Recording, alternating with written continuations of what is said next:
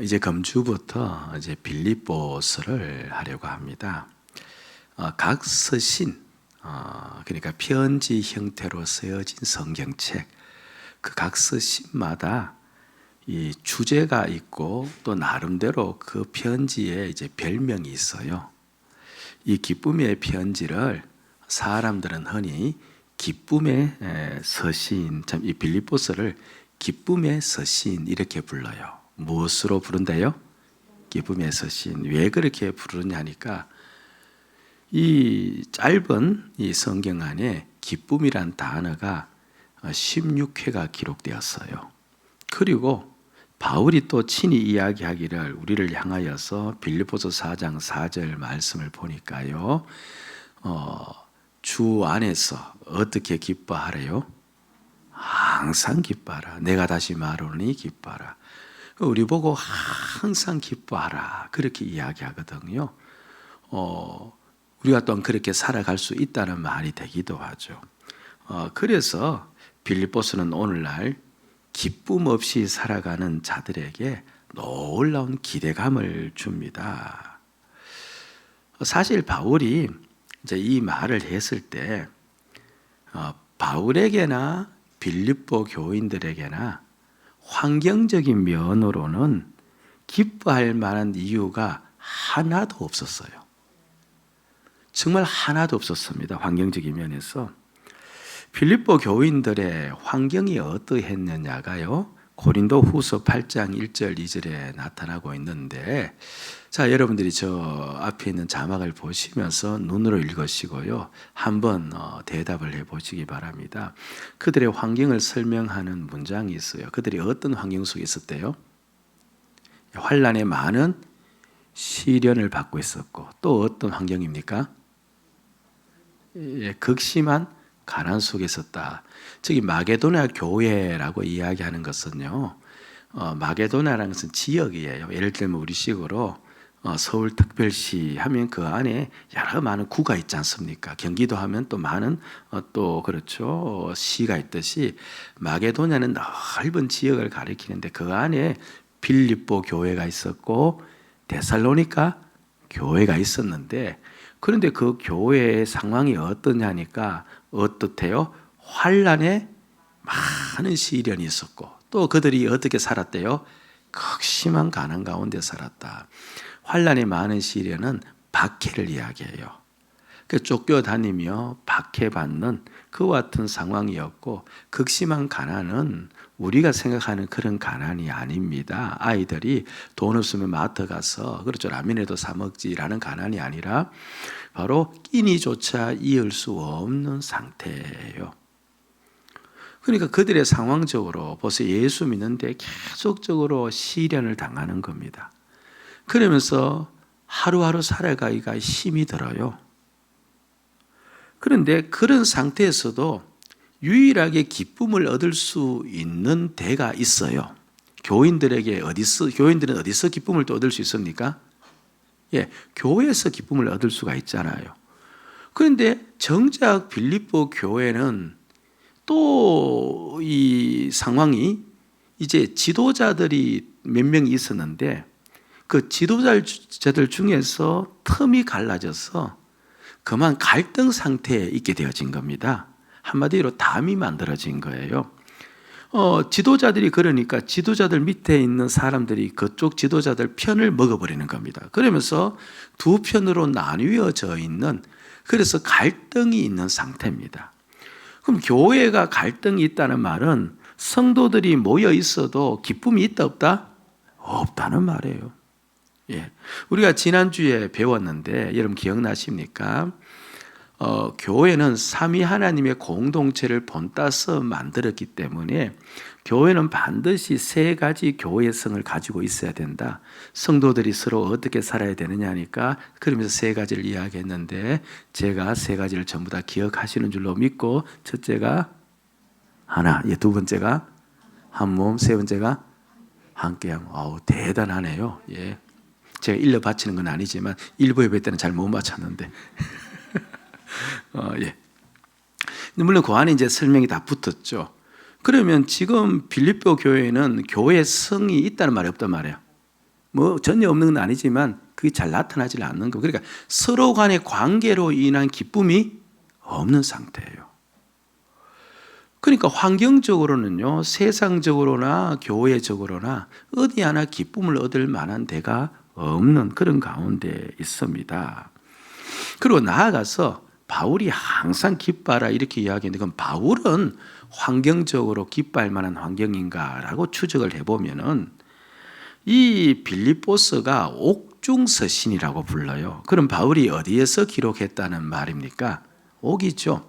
근데 옥에서도 옛날에는 그렇죠. 바울의 이제 옥중서신이 옥에서 이제 갇혀서 이렇게 편지를 썼는데, 근데 옥에서 갇혀 있다는 이 그렇죠. 이 내용은 이제 우리는 이제 역사를 잘 보지 않고 읽기 때문에 뭐 바울이 옥에 갇혔는가 보다 늘 그렇게 대수로 생각하는데, 바울이 로마에서 2번 옥에 갇혔어요. 첫 번째 이제 옥에 갇혔을 때는 가택연금은 좀 자유로워요. 그러다가 풀려나서 또 옥에 갇힌 건데, 이건 2번째 갇혔을 때입니다. 2번째 갇혔을 때인데, 바울이 자신의 갇힌 상태를 표현을 하는 단어를 이 빌립보서에다가 기록을 해놨는데, 나는 매임을 당하였다, 그렇게 되었어요. 매임을 당하였다. 뭐 옥에 갇혔으니까 당연히 매여 있는 인생 아닙니까? 라고 할 수 있는데, 매임을 당했다의 원뜻은 쇠사슬에 묶였다, 그런 뜻이에요. 바울이 지금 옥에 갇혔어도 어떻게 되었다는 말이에요? 쇠사슬에 묶였고 양옆에 그렇죠, 군병들이 같이 묶여서 바울을 하여금 어찌할 수 없도록 같이 그렇게 묶여 있는, 자유가 없는 상태. 그리고 지금 로마 황제의 재판을 기다리고 있는 상태인데, 바울의 이 죄목이 우리가 보기에는 복음 전하는 것이었지만 그 당시에는 이것이 상당히 사회적 선동이 되어지는 거거든요. 그래서 바울에게 사형 언도가 내리느냐 내리지 않느냐, 그 위중한 갈림길에 서 있는 상태에 있는 거예요. 쇠사슬에 갇혀 있고 이제 풀려날 가능성은 제로죠. 그리고 자신 앞에 사형 언도가 내리느냐 내리지 않느냐, 그와 같은 2가지 이제 선택길에 서서 재판을 기다리고 있는 바울입니다. 그러니까 환경적으로 그 속에 기뻐할 만한 이유가 있어요, 없어요? 기뻐할 만한 이유가 없는 겁니다. 내일 모레 죽어야 될지도 모르고, 몸은 지금 부자연스럽고 부자연스러울 뿐 아니라 고통 가운데 있는데, 그렇죠? 어디에서 기쁨이 나올 수가 있습니까? 그런데 바울은 지금 자신은 기뻐하고 있고, 그리고 고린도 교인들을 향하여서 핍박과 가난 속에 있는 그들을 향하여서도 너희도 어떻게 하라고 이야기해요? 기뻐하라, 그렇게 이야기합니다. 한마디로 상황을 뛰어넘는 기쁨이 있다는 거예요. 아멘. 주님께서 바울을 통해서 하신 이 말씀을 이제 우리가 들으면서 이제 우리 자신을 보죠. 참 우리의 신앙이 초라하다는 느낌이 여러분 들지 않습니까?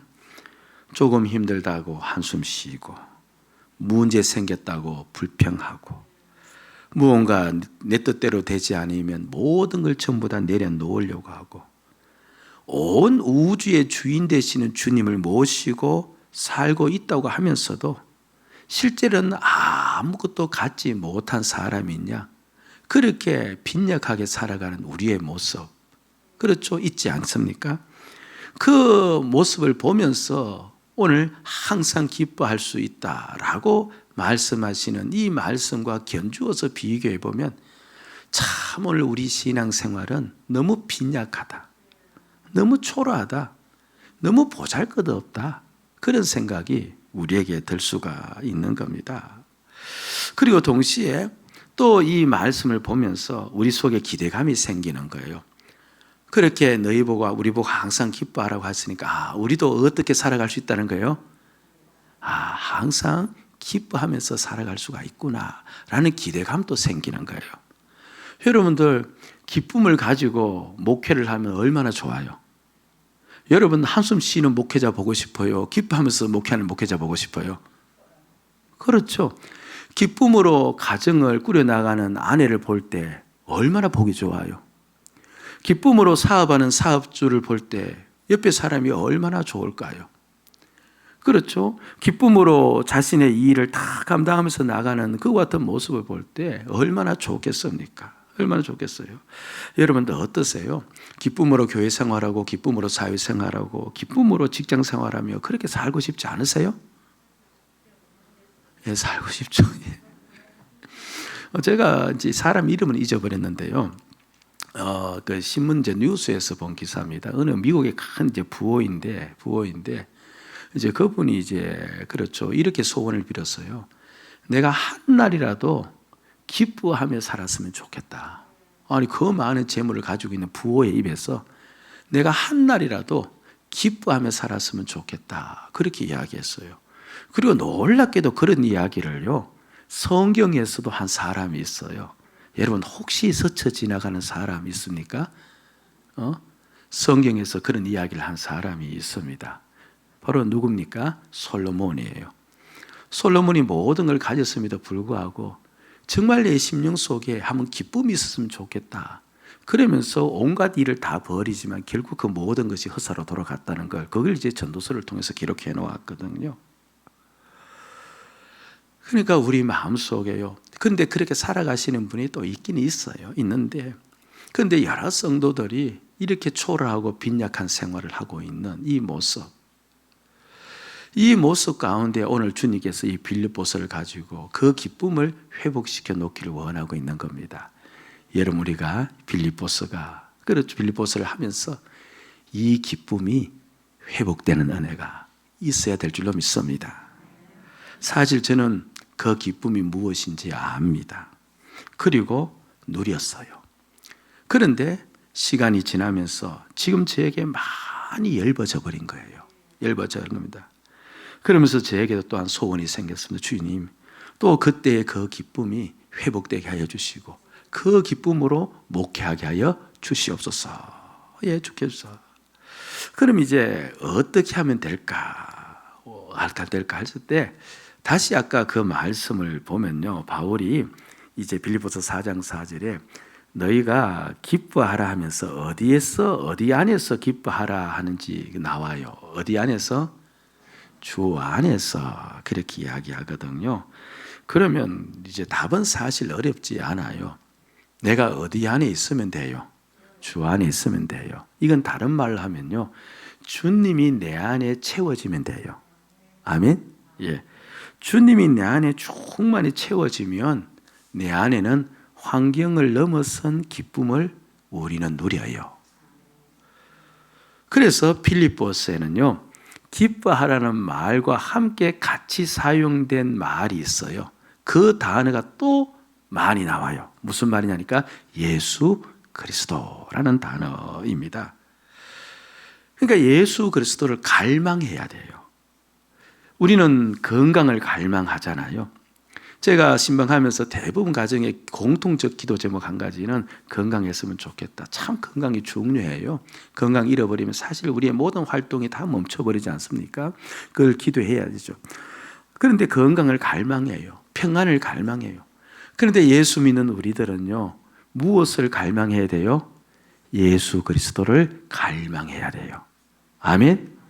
예수 그리스도를 내 안에 채우기를, 내 안에 얻기를 소망해야 돼요. 돈을 얻기를 우리는 소망합니다. 그렇죠. 우린 다른 것을 얻기를 얼마나 소망하는지 몰라요. 그런데 우리는 그걸 넘어서서 예수를 내 심령 속에 얻기를 소망해야 돼요. 갈망해야 돼요. 예수가 채워지면 그 기쁨이 일어난다는 겁니다. 예수 사랑합니다. 사랑합니다. 온 마음 다하여 오직 주님 한 분만 간절히 더 원합니다. 넘쳐나네 주를 향한 내 속에 갈망이 주님께로 날 이끌어 주소서. 주님을 더 원합니다. 아멘. 그래서 이제 빌립보 시작하는 이 시점에서부터 우리가 끝날 때까지 마음속에 강한 소원을 하나 품는다면 무슨 소원을 품자는 거예요? 주님을 갈망합니다. 주님을 얻기를 원합니다.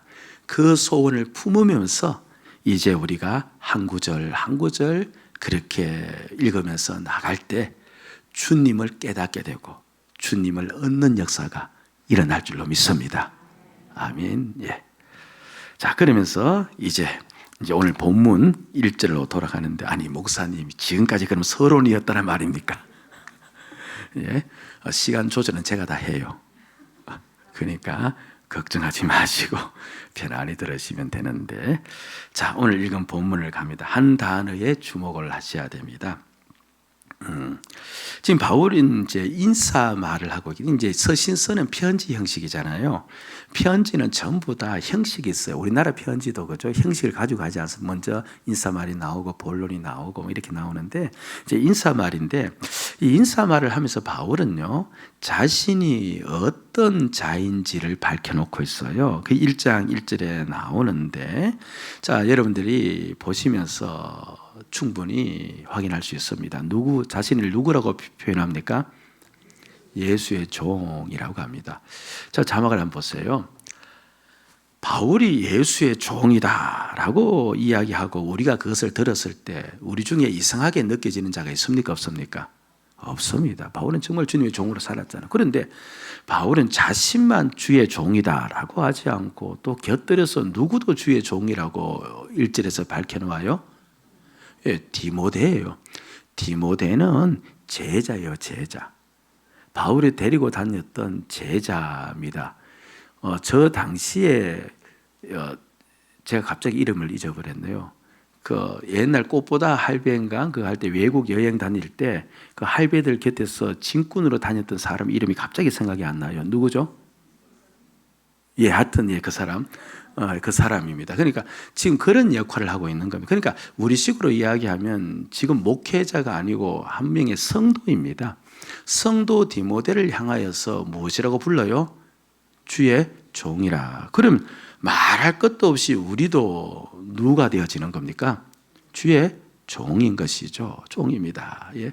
자, 이렇게 제가 이제 단답형으로 이제 뻔한 질문을 하지 않습니까? 이럴 때 겸손한 자는 대답을 한다니까요. 예. 아멘. 예.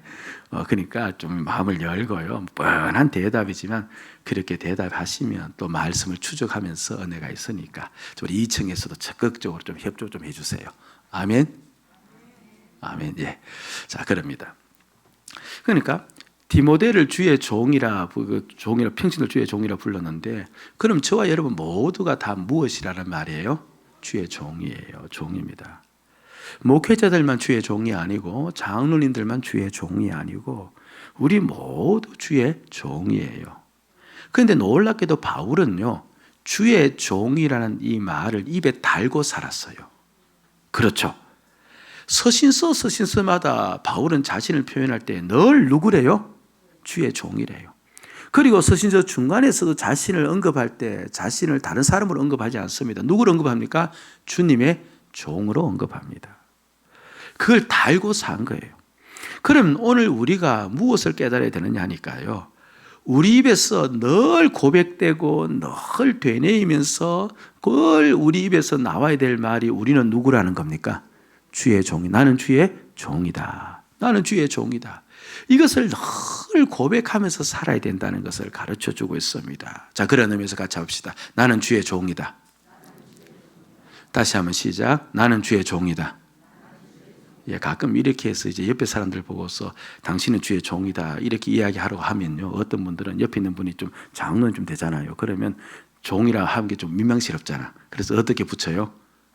예, 주의 종님입니다. 이제 그렇게 다시는데, 예, 종과 님자는 같이 갈 수가 없는 말인데, 여하튼 우리는 그렇게 또 저를 향해서도 주의 종님 하는데, 우스갯소리를 그렇게 이야기해요. 종 끝에 님자는 아니고요, 종 끝에 정 한자를 붙이려면 무슨 자를 붙이면 돼요? 님을 붙이면 안 된다니까. 정 우리가 한자를 붙여주면 무슨 자를 붙이면 돼요? 놈자를 붙이면 돼요. 종은 놈이지, 그렇죠. 예. 근데 여하튼 우리는 주의 종이다. 근데 이걸 입에 달고 살아야 돼요. 다시 합시다. 나는 주의 종이다. 근데 지금 내 마음속에 그것이 믿겨지지 않고 입으로만 고백되어지면 이제 사실 이 말은 의미가 없어요. 근데 이것이 진정 나의 고백으로 나오면요, 그때부터 우리는 달라져 버려요. 달라져 버립니다. 어떻게 우리가 다른 자가 되어지는가? 이 나는 주의 종이라고 이렇게 진정으로 고백할 때 우리에게 어떤 각성이 일어나는가 하면요, 크게 두 가지 각성이 일어나요. 첫 번째는 은혜의 첫 자리로 돌아가게 돼요. 어디로 돌아간다는 거예요? 은혜의 첫 자리로 돌아간다. 이게 무슨 말인가 하니까요, 원래 종이란 단어는 우리 식은 종이지만 원어는 노예예요. 노예는 어떤 주권도 없는 오직 주인의 뜻에 살아야만 되는 그런 자입니다. 그러니까 당시에요, 지금 아니에요. 당시에 그때 2000년 전 그때 당시에 종, 노예라는 이 말은 인간을 부를 때 가장 낮게 부르는 단어예요. 그렇죠? 그러니까 그 말은 가장 치욕스러운 말이고 수치스러운 말인 겁니다. 만약에 자유인이 나는 종이다라고 이렇게 이야기하는 것은요, 제정신으로는 이야기할 수 없는 내용인 겁니다. 그럼 정신이 나가지 않고는 그런 이야기를 할 수 없는 겁니다. 특별히 유대인들에게 있어서 이 단어는요, 얼마나 민감한 단어인지 몰라요. 유대인들에게서 잊지 못할 기억이 뭐냐니까, 유대 역사에 있어서 400년 동안 이스라엘 백성들이 애굽에서 종살이 했고요, 그 다음에 70년 동안 바벨론에서 종살이 했거든요. 그런 경험이 있기 때문에 너는 종이다 이런 말만 들으면 그들은 알레르기 일으켜요. 그래서 예수님께서, 그렇죠, 유대인들이 모여있는 그 자리에서 진리가 너희를 자유롭게 하리라 그렇게 이야기했어요. 진리가 너희를 자유롭게 하리라 하니까, 그럼 지금 이들은 그 말을 들으면서 자유롭게 한다고 하니까, 그럼 우리는 지금 어떤 상태란 말이에요? 자유롭지 못하다. 그럼 묶여있다. 그럼 우리는 곧 무엇이란 말입니까? 종이다. 이렇게 들은 거예요. 그러자 그들이 참지를 못하고 주님께 그냥 대들어버립니다. 어떻게 대드냐니까 요한복음 8장 33절에 나오는데요, 이렇게 이야기를 하고 있죠. 보세요. 그들이 대답하되 우리가 아브라함의 자손이라. 그 다음에 어떤 말을 합니까? 남의 종된 적이 없거늘 어찌하여 우리가 자유롭게 되리라 하느냐. 그러니까 그들에게 종이라는 말은, 그렇죠, 수치스러운 부끄러운 말인 겁니다. 그래서 그 말을 들을 때 그들은 분노를 해버리는 겁니다. 예? 그런데 바울도 유대인이거든요. 지금이야 주의 종, 이게 이제 보편화됐지만 그 당시 나는 종이다 이 말은요, 그러니까 서지 않는 단어예요. 그런데 바울은 그 종이라는 말을 그냥 스스럼없이 사용을 하는 겁니다. 이 치욕적인 말, 그 부끄러운 말, 그렇죠, 그 사람들이 사용하지 않는 금기어인 그 종이라는 말을 그냥 부끄럽지 않게 당당하게 자랑스럽게 그렇게 이야기를 하는 거예요. 그리고 우리하고 지금 영 상황이 다른 겁니다. 왜 그랬을까 했을 때요, 다름 아닌, 보세요, 우리가 받은 첫 은혜가 있어요. 이건 전부 다에게 동등한 내용입니다. 우리가 받은 첫 은혜는 다 똑같아요. 첫 은혜가 뭐예요? 예수가 나를 대신해서 죽으셔서 그로 말미암아 내가 죽었고 내가 하나님으로부터 구원을 받았다. 예수님이 나 대신 죽으셔서 내가 구원받았다. 그것이 우리에게 첫 은혜예요. 물론 그것을 진정으로 은혜로 깨닫지 못한 분이 있을 수는 있는데, 그러나 우리가 예수를 믿으면서 정말 주님이, 그렇죠, 날 위해 자신을 내어주셨고 그러므로 나를 구원하셨다는 그 사실이 깨달아질 때 우리 심령 속에 감격이 있고 감사가 있고 감동이 있고, 그리고 그 주님으로 인하여서 감사하면서 일어나는 그와 같은 일들이 일어나지 않았습니까? 바로 그것이 우리 모두에게 주어진 첫 은혜인데, 다만 어떤 자는 크게 감동하였고 어떤 분들은 아직까지 감동이 없을 따름이지, 그게 첫 은혜였습니다. 바울에게 첫 은혜도 그거예요. 사람 그렇죠. 예수 믿는 자 죽이러 가다가 하나님께서 그를 만나셔서 예수 그리스도 보여주시고 그로 하여금 그렇죠. 그를 이방인의 그릇으로 사용해 주시면서 그를 택한 사건이 있지 않습니까? 그러니까 예수님이 날 위해 죽으셔서 내가 구원받았다는, 자신의 구원을 위해서 그렇게 그렇죠. 지금 사람을 죽이면서 돌아다니고 있는데 그런 그에게 예수님의 죽으심으로 날 구원했다고 하는 그 사건이 그에게는 그렇게 큰 감격이었죠. 여러분 그냥 이렇게 생각하시면 됩니다. 만약에 정말 주님이 날 구원하셔서 내가 구원받다는 옛날 혹시 첫 그 은혜를 경험하신 분이 계시다면요, 그 은혜가 내 안에 계속 머물면 사실 기쁠까요? 안 기쁠까요? 지금 기쁘게 살까요? 안 살까요? 살아요. 그때 그 은혜를 경험했을 때는요, 환경과 상황과 여건과 관계없이 어땠습니까? 기뻐하며 감사하며 주위에서 살겠다고 다짐했지 않습니까? 그런데 세월이 지나면 어떻습니까? 자꾸 얇아지고 그렇죠, 희미해지고 그 은혜가 없어지는 겁니다. 그런데 그 은혜를 받았을 때 내가 주님 날 대신해서 죽으심으로 내 구원받았다, 그 큰 감격 은혜를 받을 때 동시에 나에게 또 한 가지가 깨달아지는데 그게 뭐냐 하니까, 그럼 주님 날 대신에 죽었고 날 구원했으니 나는 누가 되었다는 겁니까? 주의 종이 되었다는 것이 동시에 깨달아지는 거예요. 주의 종이 된 것이 구원받은 거잖아요. 주의 종이 되었다는 이 사실이 주님이 날 대신해서 죽으셨다는 표시가 되어지거든요. 그러니까 주의 종이 된 이것이 사실은 영광이죠. 구원받은 자의 영광입니다. 그래 바울이 그래 나는 주의 종이다 라고 입술로 되뇌일 때마다 바울은 어디로 가고 있는 겁니까? 그렇죠. 그 사람들을 죽이며 쫓아다니며 살아갈 때 주님께서 그를 위해서 죽으시고 그를 구원하신 그 은혜로 돌아가는 거예요. 나 주의 종이야. 나 주의 종이야. 이것을 외칠 때마다 바울은 주님 날 구원하셔서 돌아가시고 내 주님의 십자가로 인해서 내 살아나서 그것으로 돌아가는 겁니다. 은혜의 첫자리로 돌아가는 거예요. 돌아가는 겁니다. 예. 여러분들 늘 그 고백을 해보시기 바랍니다. 내가 주님의 종이라는 것을 안 그 시간은 주님 날 대신해서 죽으셨다는 것을 깨달을 그때였거든요. 그러니까 내가 난 주의 종이야, 주의 종이야, 이것을 날마다 되뇌이면서 살 때 우린 어디로 돌아갈 수 있습니까? 은혜의 첫자리로 돌아갈 수 있고 구원의 그 감격소로 또 들어갈 수가 있는 겁니다. 그래서 바울은 은혜의 첫자리로 돌아가기 위해서 날마다 그렇게 나는 주의 종이다 이렇게 외칠 수가 있었던 것이죠. 그리고 두 번째, 주의 종이라는 것을 내가 인식하며 그렇게 외칠 때요, 그때 나는 주님을 온전히 섬기게 되어져요. 주님을 온전히 섬기게 됩니다. 저와 여러분들 중에서요, 나 주님 그냥 섬기지 않을래, 이런 분 여기에 앉아 계세요, 안 계세요? 예? 그러면 앉아 계시지 않습니다. 우리 모두는 신앙에 높고 낮은 상관없이 마음 한편에 다 누구를 섬기고 싶어요?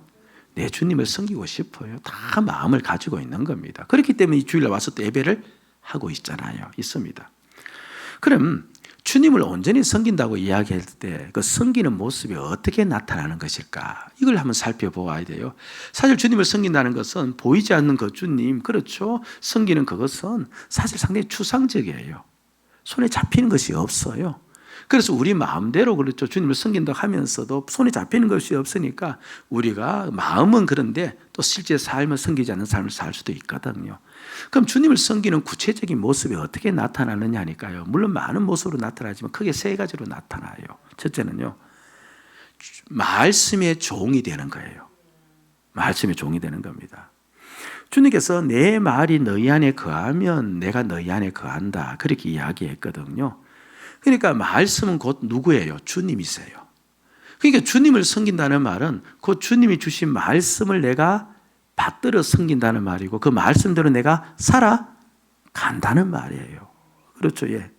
그러니까 주님을 섬기는 것과 말씀을 순종하며 살아가는 말씀의 종이 되는 것과 다른 것이 아니고 똑같은 것이 되어지는 겁니다. 바울이 이제 터키 지역에서, 그 당시는 소아시아라고 불렀죠. 터키 지역에서 복음을 전하다가 마음속에 이제 이런 결정을 한 겁니다. 그래, 터키가 소아시아인데 이 지역에서 복음 전도하고 대충 다 끝내면 내가 이제 아시아로 가야 되겠다. 그렇게 생각을 한 거예요. 아시아는 이제 대한민국 이쪽 아시아만 아니죠. 이제 인도도 있고 그쪽 지역으로 내가 넘어가서 복음을 전해야 되겠다라고 이제 마음속에 이제 좀 작정을 하고 있었습니다. 그러면서 이제 어느 정도 이제 소아시아 지역에서 복음을 전도를 끝내고 이제 그쪽 지역으로 가야 되겠지. 이제 생각하고 있는데 갑자기 밤에 환상이 나타나서 마게도냐 사람, 유럽 사람이란 뜻이에요. 유럽 사람이 이제 소아시아 터키 지역과 유럽이 이제 그렇죠. 작은 그 바다 하나를 가르고 있고 뭔가 바다 하나를 따르 바다 하나가 가로막고 있거든요. 유럽 사람이 화상 가운데서 자신을 부르는 겁니다. 어디로 건너오라는 거예요? 유럽에 와서 복음을 전해라. 그래서 이제 화상에서 깨어나서 보니까 이게 무슨 말인가 싶어서 주님께 물으니까 너는 아시아가 아니고 유럽 지역이다. 그 말을 하고 있는 겁니다. 우리는 지금 쉽게 듣고 쉽게 그렇죠. 말을 합니다. 근데 여러분들 나는 저쪽으로 가기를 원하는데 라고 오랫동안 몇 년 동안 생각하고 있었는데 그런데 아니다. 이쪽으로 와야 된다라고 했을 때 선뜻 결정하는 게 쉽습니까? 어렵습니까? 예? 그게 얼마나 큰 갈등이 있는지 모르는. 그래서 바울도 갈등을 했는데 그럼에도 불구하고 주님의 뜻이 그거니까 바울의 입에서 끊임없이 바울의 입에서 나온 말은 나는 주의 종이라는 거죠. 주의 종임을 아니까 주님이 그렇게 말씀하시니까 나 어디로 가겠다는 거예요. 그래서 마게도냐 지역 가서 첫 번째 성에서 복음을 전했는데 그 성 이름이 바로 빌립보 지역, 빌립보 교회였어요. 그러니까 빌립보가 주님의 말씀에 순종해서 와서 그렇죠. 세운 교회였거든요. 이게 주님의 종이라는 말은 다름 아닙니다. 말씀의 종이에요. 여러분들 공식적으로 주님께서 우리에게 말씀하는 시간이 제가 있다고 이야기했습니다. 어느 시간입니까? 주님이 우리에게 공식적으로 말씀하는 시간 어느 시간이에요? 예배 시간인데 예배 시간 중에서도 어떤 시간입니까? 주일 예배 시간이에요. 이 날은요 공식적으로 우리 모두에게 주님께서 지금 이 말씀을 가지고 우리에게 하고 있는 겁니다. 그런데 이곳에 우리 앉아 계시면서도요, 말씀을 들을 때 가끔은 내가 참 그렇죠, 관심 있는 주제를 가지고 말씀할 때가 있고 또는 나하고 좀 관계가 없는 말씀을 할 때가 있고 그러면서 우리 마음속에서 말씀을 듣는 수용하는 그렇죠, 폭이 넓어지고 좁아질 수가 있지 않습니까? 이제 여러분들은 어떤 말씀을 듣기를 원하세요? 제가 지난번 에베소서를 끝내고 난 다음에요, 이제 가끔 제가 물어보거든요. 저도 피드백을 받아야 되지 않습니까? 물어보는데, 그렇죠. 그러면 이제 성도들 중에 대답하기를요, 그래, 어느 말씀이 기억에 남느냐, 이렇게 하면 여러분들한테 물어볼 때 대답해 보세요. 마음속에. 여러분은 에베소서를 끝내고 난 다음에 어느 말씀이 기억에 남아요? 그런데 성도들 중에서 몇 분은 저한테 이야기합니다. 다른 것 말고 이제 부부 간의 관계에서 서로 복종하고 자녀와의 관계 서로 복종하고 회사 다니고 있는 우리에게 서로 복종하는 그 복종하라는 말씀이 마음에 많이 남습니다. 그렇게 이야기했거든요. 그런데 제가 얼마나 힘주어서 강조한 부분은요, 그 앞에 있는 부분, 교회가 무엇인지 대해서 제가 장장 6주간 그렇죠, 힘주어서 말했는데 그건 별로 기억이 없어요. 없는 겁니다. 그냥 일상생활 속에서 가정 속에서 자녀를 어떻게 우리가 대해야 되는가, 남편과 아니거든. 그거는 우리 일상생활 속이니까 선뜻 들어오기도 들어오지만 또 우리가 살아가는 삶의 부분이니까 그 말씀 잘 또 마음속에 들어오는 겁니다. 그런데 다른 어떤 좀 추상적인 부분, 조금 그렇죠, 우리와 간격이 있는 이 부분은 또 우리가 선뜻 또 그렇죠, 잘 들어오지 않을 수도 있어요. 그런데 내가 주의 종이라면 오늘 주님이 이렇게 말씀하시잖아요. 그럼 어떨까요? 어떤 말씀이든 나는 어떻게 들을까요? 다 그 말씀에 순종하기 위해서 듣겠죠. 아니, 제가 앞에 설명까지 했는데, 아멘? 예. 주님을 섬긴다는 건 여러분 다른 것도 아닙니다. 물론 주님께서 나에게 말씀하시는 것은 몇 가지 방편이 있어요. 성경 읽을 때, 기도하는 가운데 성령의 감동이 있을 때 있지만, 그러나 공식적으로 주일 오전에 이 말씀은요, 물론 이게 제가 전제를 늘 붙이는데, 이 주님의 말씀이 되기 위해서는 반드시 몇 가지 조건이 붙어져요. 그러나 그것은 제가 시간이 가서 말씀을 못 드리지만 여하튼 제가 그 조건대로 말씀을 전하려고 예를 쓰는데, 그럼 이것이 주의 말씀이라면 여러분, 저와 여러분들은 반드시 이 말씀을 주의 종이라면 어떻게 해야 됩니까? 이 말씀을 그렇죠, 받아서 그 말씀을 기억하며 살아야 되겠죠. 할렐루야. 그래서 어떤 성도들은요, 실제로 그렇게 하신 분이 꽤 있는 것 같아요. 너무 감사한 거예요. 수요일쯤 되어지면 말씀이 또 희미해진답니다. 그러면 우리가 홈페이지가 있으니까요. 요새 이제 스마트폰에 다 올라와 있잖아요. 그걸 보면서 그렇죠. 다시 5분 영상을 틀어보고 또 주일 설교 영상을 틀어보면서 말씀을 다시 새긴다는 겁니다. 저는 그게 바로 말씀의 종의 모습이라 여겨집니다. 아멘. 우리가 주의 종이라면요, 주님의 말씀을 섬겨요. 주의 말씀의 종이 되어져요. 그리고 곧 우리가 주의 종임을 내가 각성하지 않으면 주의 종임을 알면요, 사람을 이제 섬기는 자가 되어져요. 이제 갑질이라고도 이야기를 하죠. 예를 들면 뭐 지금 그런 분이 계시겠습니까만은, 제가 이제 그 대학원 다닐 때요, 이게 이제 신학 대학원이 아니고 저 밑에 이제 이제 일반 그 대학원 다닐 때 지도 교수가 있거든요. 지도 교수와 이제 그 대학원생의 관계는요, 일반 학부생하고 이제 교수와의 관계하고는 전혀 달라요. 왜냐, 그분이 내 이제 논문의 심사권을 가졌기 때문에 어떤 그분께 잘 보여야 되는 겁니다. 그런데 이제 그 지도 교수님이요, 저한테 심부름 참 자주 시켜요. 심을 자주 시킵니다. 근데 뭐 심부름 시키면 영락없이 하죠. 아무리 바빠도 심부름. 심지어 어떤 심부름까지 생기느냐 하면 지금도 기억에 나요. 그러니까 시장에 가서, 마트 가는 시장에 가서 콩나물을 사서 사택에다가 넣어주라는 거예요. 그러면서 그냥 보낼 수는 없잖아요. 차비는 줘야 되기 때문에 토큰 2개 주고, 그 당시에 종이로 만들어진 버스표 2개를 주고 갈 때 올 때 사용하고. 근데 본인은 그 주면서 이제 그 콩나물값 주면서 이제 콩나물을 사서 이제 그 사택에 넣으면, 사택이 어디냐니까 그 부인이 내가 있던 곳에 동산병원이라고 큰 병원이 있는데 그 과장이었어요. 그러니까 그 병원 안에 이제 사택이 있는데 또 학교하고는 거리가 멀리 떨어졌거든요. 제가 고자질하는 것 같은데 하여튼간에 그건 아니고요. 하여튼 그곳에 가서 콩나물 사서 갖다 주라 그렇게 했어요. 그렇죠. 그러니까 지금 생각하면 그런 일을 하다가는 뭐가 되는 겁니까? 그렇죠. 교수 갑질이 해야 된다잖아요. 지금 그거 하면 지금 다 일러 바치고 야단인데, 근데 만약에 회사에서 그런 일이 일어났다 생각해 보시기 바랍니다. 부장이 갑자기 나를 불러서, 그렇죠, 주말에 그렇죠, 와서 그 놀고 쉬고 있는데 와서 자기 집안 이사 좀 도와달라 이렇게 이야기하면 당장 어떤 마음이 생깁니까? 당장 우리 마음속에 어떤 반발이 일어나요? 내가 너의 종인가? 왜 너가 나를 하인처럼 부리는가? 하면서 우리는 참을 수 없어서, 그렇죠, SNS도 올리든지 막 그렇게 할 수도 있을 겁니다. 우리는 지금 상태에서요, 내가 다른 사람을 돌봐야 되고, 내가 다른 사람의 일을 건수해 줘야 되고, 내 친인척이 아니고 내 가족이 아니고 그런 성도도 돌봐줘야 되고, 그렇게 우리가 만약 설교를 들으면요, 우리 마음 한편에 거부감이 생길 수 있는 거예요. 아니, 내 생활도 바쁜데, 그리고 내 앞가림도 하기 힘든데 왜 자꾸 그렇게 하라, 그렇게 하느냐, 이제 이런 말 하면서 우리는 뭡니까? 그 일을 하지 않으려고 하고 또 그렇게 하러 가면 반발심을 가지고 있는 겁니다. 근데 잘 보세요. 얘가 주의 종임을 알면요, 옆에 있는 사람의 일을 돌아보기 위해서 그 사람을 섬기는 종이 되어져야 돼요.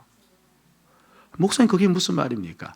주님이 이 땅에 오시잖아요. 오셨을 때 주님이 이 땅에 어떻게 오셨냐 하니까 빌립보서 2장 5절 7절 말씀인데요. 자, 여러분들 쭉 한번 봅니다. 자, 빌립보서 2장 5절에서 7절 말씀. 자, 빠르게 제가 읽을 테니까 눈으로 따라와 보세요. 너희 안에 이 마음을 품으라. 그리스도 예수의 마음이니 그는 근본 하나님의 본체시나 하나님과 동등됨을 취할 것으로 여기지 않으시고 오히려 자기를 부여 그 다음에 무슨 형체를 가지시고 종의 형체를 가져서 누구와 같이 되었고 사람같이 되었고. 그러니까 사람을 섬기기 위해서 예수님께서 무엇이 되었다는 겁니까? 종의 형체를 가졌다. 종이 되었다는 겁니다. 하나님이신 예수님이 사람을 섬기기 위해서 종이 되었다는 겁니다. 그러면서 여러분들 빌립보서 그 다음 구절 2장 3절 4절에서는요 이렇게 이야기하고 있습니다. 보세요.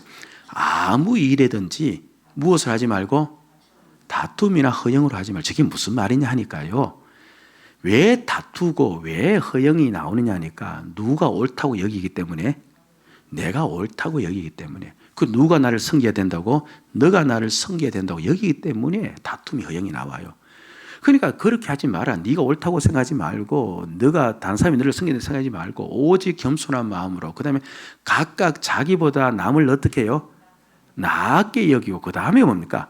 각각 자기를 돌아볼 뿐더러 또한 각각 다른 사람들의 일을 돌보아, 그렇게 이야기합니다. 나의 일을 돌아볼 뿐더러 다른 사람의 일도 어떻게 하래요? 돌아보라는 거예요. 아니, 나의 일도 돌아보고 다른 사람들 일도 돌아보고, 이게 누가 하는 일이냐니까 종이 하는 일이에요. 종이 하는 일. 자유인은 자기 일을 돌보면 돼요. 굳이 다른 사람 일을 돌볼 필요가 없어요. 그 사람의 일을 하면 되는 거예요. 그런데 자기 일만 돌볼 뿐 아니라 다른 사람의 일도 돌보라는 말은 종의 자리에 가서 종의 일을 하라는 겁니다. 예수님께서 종이 되어서 너에게 그렇게 돌보았듯이, 그렇죠, 너도 그렇게 하라는 겁니다. 그러니까 내가 주의 종임을 알면요, 내가 주의 종임을 알면 나는 당연히 누구의 길을 걷습니까? 주님의 길을 걷겠죠. 그럼 주님이 사람을 섬기기 위해서 종의 모습으로 살았다면 당연히 우리가 누구를 섬길 수 있다는 말입니까? 사람을 섬기는 겁니다. 여러분들, 예수 믿으면서 사람 섬기지 않으면요, 예수 바르게 믿는 거 아니에요.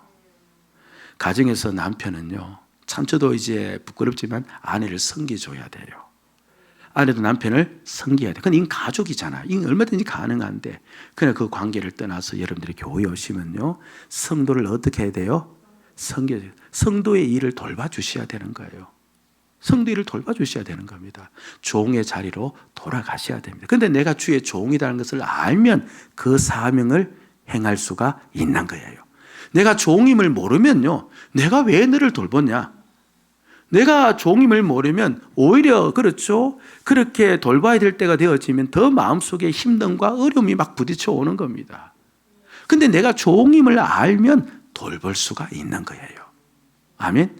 그리고 주의 종임을 알면요, 주의 종임을 알면 사실 주님을 온전히 섬긴다고 이렇게 이야기하는 여러분들, 주님께서는 보이지 않아요. 그런데 주님이 보여요. 목사님, 그게 무슨 말입니까? 주님이 보이지 않는데 보인다니까. 주님은 분명히 보이지 않아요. 그런데 주님은 보여요. 오늘 이 시간 주님이 아직까지 안 보이면요, 지금 옛날, 그렇죠, 무슨 우섭 이야기처럼, 그렇죠, 여하튼 죄가 많아서 그래요. 농담인데, 근데 주님이 보여요. 보이는데 이게 무슨 말이냐니까, 이 땅에 나타난 예수 그리스도가 있어요. 그게 뭡니까? 바로 뭐예요? 우리는 배웠습니다. 뭡니까? 이 땅에 나타난 예수 그리스도가 뭐예요? 교회예요. 교회를 주님의 무엇이라고 불러요? 몸이라고 부르잖아요. 주님의 몸이라고 부르는 까닭은 바로 이 땅에 나타난 예수가 바로 무엇이라는 겁니까? 교회라는 말이에요. 그러니까 주님을 섬기는 것은 곧 무엇을 섬기는 거예요? 교회를 섬기는 거예요. 주의 종이 되었다는 말은 곧 무엇의 종이 되었다는 말이에요? 교회의 종이 되었다는 말이에요. 여러분, 내가 교회의 종이 되지 않으면요, 주님의 종이 아니에요. 이걸 여러분 아셔야 됩니다.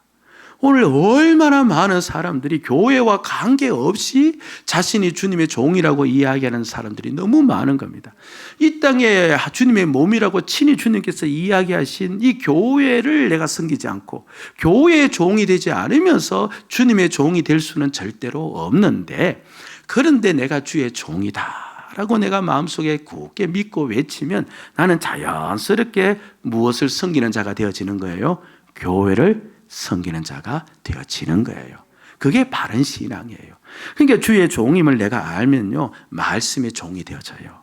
주의 종임을 알면 내가 성도를 섬기는 성도의 종도 되어져요. 그리고 주의 종임을 내가 날마다 되뇌이면 교회를 섬기는 교회의 종도 될 수 있어요. 보세요. 주님이 이 땅에 오셨을 때 이제 우린 수준이 좀 높아졌어요. 그렇죠? 십자가 지시고 못 박혀 달려 돌아가신 까닭이 무엇냐 했을 때, 그 전까지는, 옛날에는 우리는 무엇 때문에 주님이 못 박혀 죽으셨다고 이야기했어요? 나를 구원하기 위해서. 그런데 이제 우리 기쁨의 교회 식구들은 이제 한 단계 더 알아요. 그렇게 구원한 우리들을 무엇 만들기 위해서?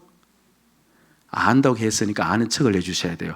그럼 무엇 만들기 위해서? 구원한 우리들을 교회 되게 하기 위해서. 주님의 궁극적 목적은 교회임을 깨닫는 겁니다. 그래서 우리가 교회를 섬기는 자가 되어진. 그러면 이게 이제 온전한 신앙이래요. 말씀의 종이 되지 않고 사람의 종이 되지 않고, 그리고 교회의 종이 되지 않으면서 온전한 신앙의 삶을 살아갈 수가 있을까 없을까? 없습니다. 그런데 내가 주의 종임을 자각하면 그런 신앙의 길을 걸을 수가 있게 되어지는 것이지요. 여러분들이요, 우리가 이제 빌립보서를 열었습니다. 근데 오늘 이 서론 부분, 이 말씀 기억하면서 한 주 동안 사시면서요, 그냥 계속 고백해 보십시다. 나는 주의 종이다. 나는 주의 종이다. 나는 세상의 돈의 종이 아니야. 나는 이 세상의 종이 아니야. 나는 주의 종이야. 주의 종이야. 그렇게 주의 종이야 날마다 고백하면서 그렇게 살아갈 때 내가 받은 은혜의 첫자리로 돌아가는 역사가 있을 줄로 믿습니다. 내가 주의 종이야라고 날마다 외치면서 나갈 때 그래 말씀 들어야지, 성도 섬겨야지, 몸된 교회 섬겨야지, 신앙의 바른 길 걸어갈 수 있는 은혜가 있을 줄로 믿습니다. 그러면서 주의 종이야라고 날마다 외칠 때 주님이 내 심령 속에 들어와서 채워지는 은혜가 또한 있을 줄로 믿습니다. 아멘. 그와 같은 믿음의 길 꼭 걸어갈 수 있기를 주의 이름으로 축복을 드립니다. 아멘.